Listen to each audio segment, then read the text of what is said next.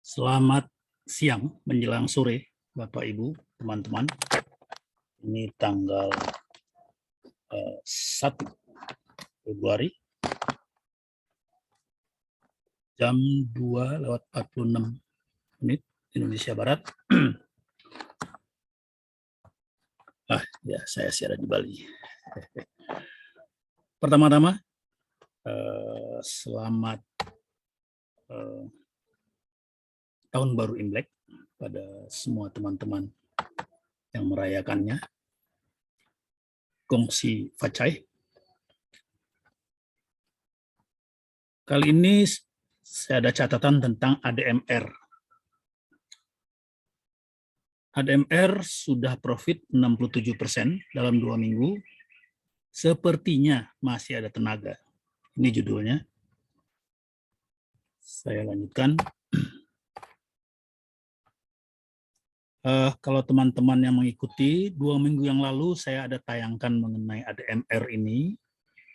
Berjudul ADMR IPO melejit untuk status positioning dan citra. Jadi waktu itu saya simpulkan ADMR tidak butuh uang dari IPO karena terlalu kecil. Tapi IPO ini dibutuhkan untuk mempunyai status perusahaan publik, untuk ambil posisi di bursa, dan membangun citra perusahaan. Bukan betul-betul untuk cari uang. Untuk memanfaatkan bursa di masa depan. Saya ceritakan juga bahwa saya masuk, walaupun baru masuk setelah beberapa hari, jadi saya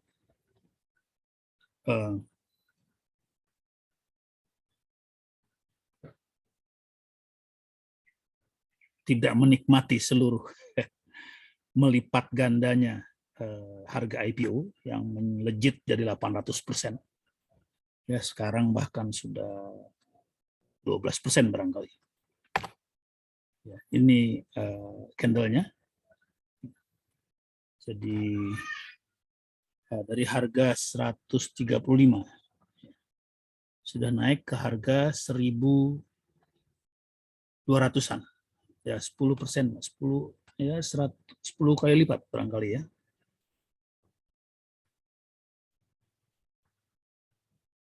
Kira-kira. Saya membeli waktu itu, saya ceritakan di harga ADMR ini 758. Jadi sudah naik 7 kali baru saya bisa beli. Karena memang window untuk belinya tertutup terus. Selalu tidak keburu setiap hari. Jadi saya baru keburu setelah naik 7 kali saya masuk. Dan masih bisa sekarang menikmati, mencapai profit 67% dalam 2 minggu. Ini contoh di salah satu akun keluarga saya. Tentu tidak hanya ini yang ada di akun keluarga jumlahnya, tapi ini salah satu akun saya tunjukkan. Sekedar menunjukkan bahwa profitnya sudah sampai 67%. Yang di bawah ini adalah Bank BCA. Nah, baru sekitar 3%. Ya. Ini juga sudah saya tayangkan di awal bulan Januari ceritanya. Lalu pertanyaannya, bagaimana selanjutnya? Saya sih masih tetap optimis dengan bisnis ADMR dan prospek harga sahamnya. Sudah saya ceritakan di tayangan yang lalu alasannya. Bisnis ADMR dan prospek ekonominya. Jadi pertanyaannya sekarang adalah setelah dapat profit 67% ini saya akan simpan saja dulu atau jual dulu sebagian. Karena kebiasaan saya adalah ada paket investasi yang saya simpan terus, ada paket dagang yang saya jual belikan. Jadi selalu saya punya kombinasi. Tapi terus terang yang kali ini paketnya ini total kecil karena saya sebetulnya tidak terlalu berani ambil banyak ADMR ini karena sudah di harga tinggi. Jadi saya ambil tidak banyak, nah itu membaginya juga serba sedikit. Kenapa saya merasa perlu jual juga? Karena belum tentu walaupun barangnya bagus, bisnisnya bagus, prospek bagus, tapi namanya harga saham itu tidak naik lurus, garis lurus, tetapi akan berliku-liku naik dan turun. Ini seperti BRMS nih, saya kasih lihat. Ya, mulai dari harga di bawah 100 sampai sekarang 130, dari harga 50-an ya, sekarang 130, 140. Dalam setahun lebih itu naik turunnya lumayan drastis ya, walaupun kelihatannya kalau mingguan seperti ini ya cukup konsisten, tapi sebetulnya apa namanya, volatilitasnya ya, perubahan harganya itu bisa sampai 20-30%. Jadi akan terasa bagi pedagang kecil seperti saya, kalau tiba-tiba drop 20% itu akan kerasa. Jadi saya perlu bermain dengan irama ayunan seperti ini. Jadi memang ada pihak yang memainkan harga sehingga kita tidak bisa nyaman garis lurus naik ke atas. Nah, bagaimana kita mengikuti irama ini yang menjadi kebijaksanaan masing-masing lah. Sebentar nih, saya lupa menutup gambar saya. Oke. Nah, jadi masalahnya dengan ADMR ini adalah data tidak cukup karena ini baru IPO beberapa hari. Ya. Jadi kita tidak bisa menduga tipe dari gerakan irama harganya. Tidak ada datanya. Kemudian juga data belum cukup untuk meninjau bisnis ini karena memang masa depannya ini masih panjang ya, menyangkut logam khusus yang diperlukan industri baja. Logam apa namanya, batu bara khusus ya, batu bara kokas. Jadi saya merasa belum punya pegangan yang cukup untuk menduga. Ini kita lihat ya, ini gerakan harganya sejak dari awal IPO tiba melejit ya, sekarang mencapai 1.270 sekarang. Jadi bagaimana saya bertindak untuk berikutnya? Saya biasanya membeli barang yang menurut saya prospeknya bagus, ya saya yakin bisnisnya bagus, juga sudah diterima pasar. Ada saja barang bagus yang tidak diterima pasar, jadi harganya yang nggak naik-naik. Tapi yang saya cari adalah harga bagus, barang bagus yang sudah diterima pasar. Artinya pasar sudah merespons bagusnya itu.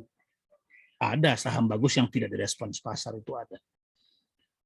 Nah, saya lihat ADMR ini sudah direspons pasar. Apakah pasarnya itu mewakili keseluruhan, saya memang belum tahu. Bisa aja ini pasarnya masih sepihak ya, masih pihak tertentu yang memonopoli saham. Kita tidak tahu. Tapi anyway, dengan naik sampai sekitar 10%, ya, ini menunjukkan bahwa barang ini sudah terima pasar, dan ADMR ini adalah grupnya Adaro. Adaro sangat dikenal oleh pasar. Jadi itu membuat saya merasa optimis masuk kepada saham ini. Nah, setelah memilih barang bagus, yang saya lakukan adalah memeriksa apakah tenaga untuk naik harga masih ada. Ya, sesederhana itu. Bisnisnya saya yakin bagus, sudah diterima pasar saham ya. Kemudian memeriksa masih ada power tidak, masih ada tenaga tidak untuk naik harga lagi. Nah, itu saya coba cari dengan mengikuti progres dari perubahan harganya. Ini kita lihat, misalnya di sini. Ini kita lihat harga naik terus, tapi mari kita perhatikan volumenya. Kelihatan bahwa di hari-hari pertama ini volume memang besar. Minat besar sekali. Ya, tapi kemudian kelihatan ya, volume terbesarnya ini mengecil setiap hari. Kemarin 2 hari yang lalu masih ada volume, ya, harga masih naik. Tapi kita bisa lihat bahwa dibandingkan hari-hari sebelumnya, volume transaksi ini mengecil. Apa artinya volume transaksi mengecil? Artinya peminat beli mulai tahan diri, mulai menahan diri.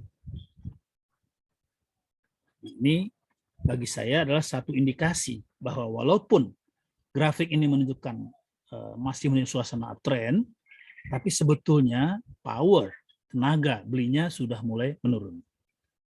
Bisa saja tiba-tiba ada lagi. Itu kita tidak tahu dan tidak bisa menduga menurut saya. Seperti ini di bawah kita lihat, ini adalah grafik pembelian asing.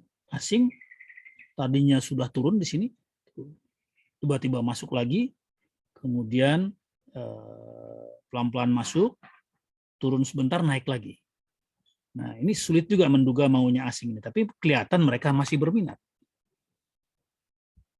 Nah, jadi mengingat bahwa tenaga mulai turun, walaupun belum tentu habis, kelihatannya masih ada tenaga, tapi jelas mulai turun. Kemudian asing juga masuknya pelan-pelan.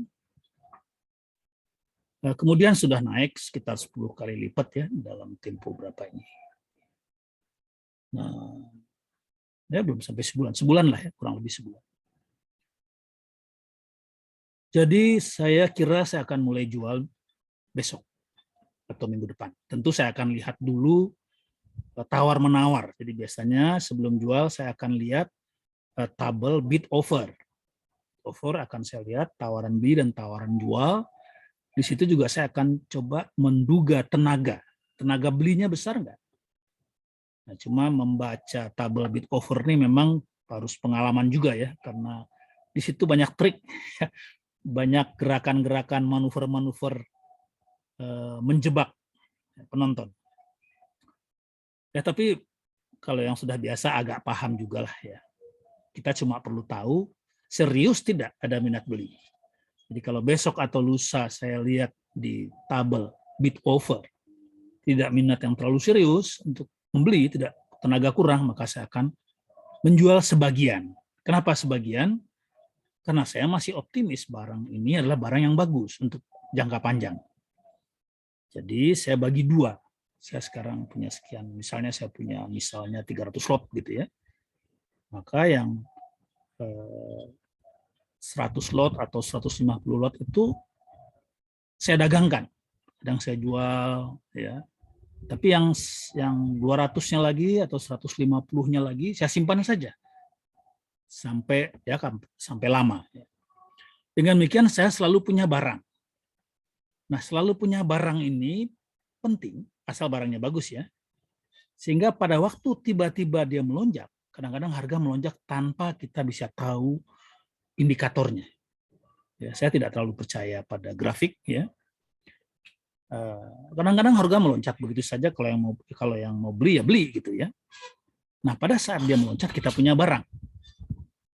Nah, pada saat dia mau turun lagi kita bisa jual sedikit. Jadi untuk barang yang bagus memang saya selalu punya stok.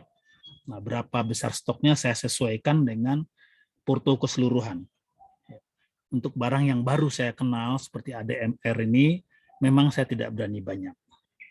Tapi kalau seperti barang yang sudah saya kenal baik, ya, seperti Pakuwon Jati atau Bank BCA atau Telkom, ya, sekarang BRMS, saya merasa sudah kenal, saya berani simpan banyak. Begitu. Jadi ADMR ini memang saya belum simpan banyak, tapi saya akan tetap berdagang sambil mengikuti kenaikan harga dan sambil invest jangka panjang. Nah, bagaimana minggu depan? Ini tadi saya sudah lihat secara harian. Kita akan lihat dari grafik setengah jaman, 30 menit. Kita lihat di hari terakhir, mulai dari sini. Ini hari terakhir. Ya. Pagi hari kelihatan, ya, ada sodokan ini, volume. Di sini ada volume lumayan. Ya, nah, harga naik ke atas. Tapi pagi hari saja. Ya. Nah, setelah itu, volume kecil saja, transaksi dan harga ya berkisar di situ saja, naik sedikit di sore hari. Artinya apa? Sodokan pagi hari ini tidak diikuti oleh mungkin oleh pihak lain. Mungkin ini sodokan pancingan ya. Kalau pagi-pagi sudah naik ini biasanya tidak mungkin retail ya, orang-orang seperti saya ini didesain, ini dirancang oleh pihak yang serius punya persiapan. Iya dong, karena pagi-pagi dia sudah slot saham. Nah, jadi saya lihat bahwa kemarin itu rupanya sodokan pagi ini tidak disambut meriah oleh yang lain. Beda dengan di sini, kita lihat di hari sebelumnya, ini ada sodokan pagi, ya, ini volume ini, dan disambut meriah. Ya, ada sodokan-sodokan lagi naik ke atas. Tapi kali ini tidak. Yang saya tangkap adalah mulai ada keraguan dari pasar. Keraguan sementara waktu ya, karena ini kan grafik 30 menitan, jadi tidak mewakili long proses, ya, ini aja short. Tapi anyway, saya akan menggunakan ini sebagai catatan, saya catat. Kita lihat juga volume di bawah, kelihatan mengecil terus ya. Kalau kita lihat volume sodokannya, di sini kita lihat besar-besar ya, ini 5 hari yang lalu, tapi makin kecil. Ya, sodokan kemarin ini juga ya menengah lah, tidak besar-besar amat. Jadi saya mendapatkan kesan bahwa tenaga masih ada, tapi sudah mulai berkurang. Nah, karena sudah mulai berkurang, saya juga merencanakan minggu depan menjual sebagian. Mungkin kira-kira sepertiga dari saham yang saya punya, sepertiga atau 40% sebagai paket dagang. Yang 60%-nya saya akan biarkan saja ikut ke masa depan. Kalau tiba-tiba harga jatuh, maka dana yang 40% ini bisa saya belikan kembali di harga bawah. Begitu catatan kali ini, cerita tentang bagaimana saya berdagang. Ya, cara yang sederhana, tapi barangkali memberikan inspirasi dan manfaat bagi teman-teman yang belum biasa terutama.